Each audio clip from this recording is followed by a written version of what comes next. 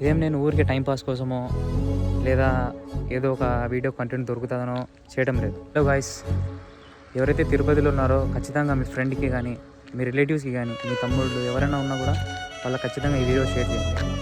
ఎందుకంటే నిన్న నైట్ ఒక స్కామ్ జరిగింది మా ఫ్రెండ్తో.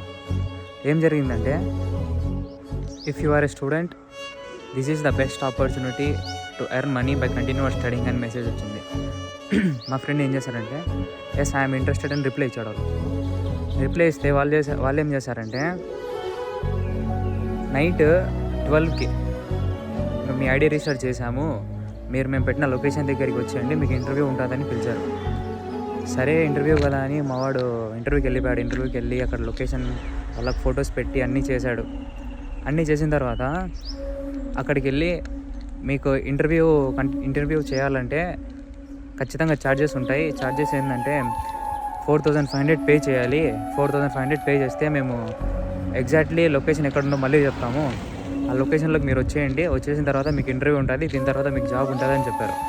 అక్కడికి వెళ్ళినంత వరకు జాబ్ ఏంటో చెప్పలేదు, అదేంటి అది ఎట్లాంటి జాబ్ ఏదని ఏమీ చెప్పలేదు.